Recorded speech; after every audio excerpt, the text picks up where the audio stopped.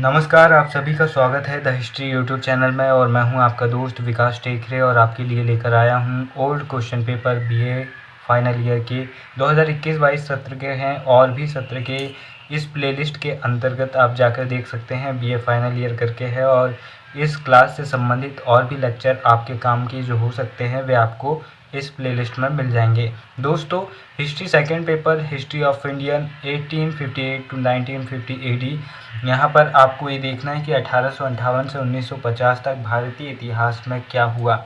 दोस्तों, मैं यहाँ पर सामान्य रूप से आपको प्रश्न पढ़कर सुनाऊंगा। इन्हें आपको सभी को कहीं नोट डाउन कर लेना है और सभी की प्रैक्टिस करनी है। मात्र 3 घंटे में आप इसे सॉल्व करके देखिए। आपके पास 5-10 मिनट का समय भी रहना चाहिए कि आप देख सकें कि कहीं आपने कुछ मिस्टेक की है या नहीं, क्योंकि practice is a man perfect. अभ्यास से ही मनुष्य महान बनता है। कोशिश करते रहिए। आइए शुरुआत करते हैं। भारतीय राष्ट्रीय कांग्रेस की स्थापना कब हुई थी? 1885 में। निम्नलिखित में से उदारवादी नेता कौन थे? तो वे थे व्योमेश चंद्र बनर्जी।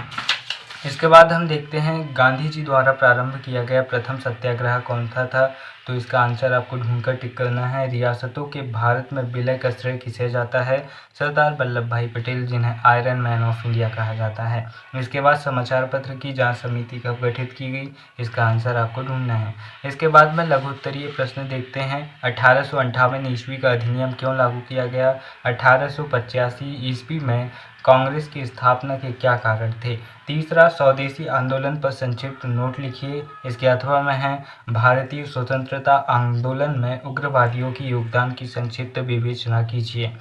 चौथे नंबर पर है खिलाफत आंदोलन से आप क्या समझते हैं? और इसके अथवा में है असहयोग आंदोलन के कारणों का उल्लेख कीजिए। फिर पांचवें में आता है भारत विभाजन के कारणों का उल्लेख कीजिए और इसके अथवा में है भारतीय संविधान की 5 विशेषताओं को लिखिए।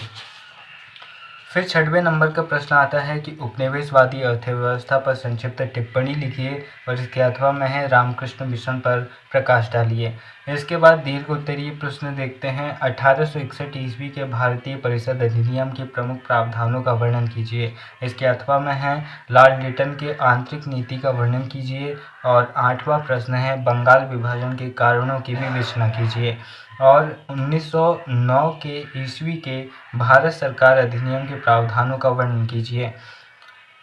फिर 10वां प्रश्न आता है कि 1935 ईस्वी के भारत सरकार अधिनियम की प्रमुख विशेषताओं का वर्णन कीजिए। 10वां प्रश्न है कैबिनेट मिशन क्या था? इसने क्या सिफारिश की थी?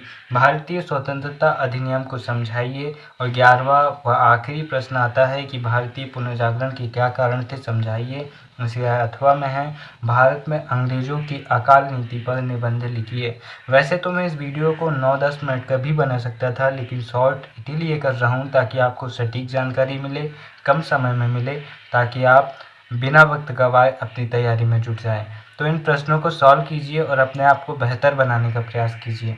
हमसे जितनी आपकी मदद हो सकेगी हम करेंगे। और वीडियो के अंत में बस इतना ही कहना चाहूँगा, सम्मान के साथ जीने का तरीका ये है कि वह बने जो आप होने का दावा करते हैं।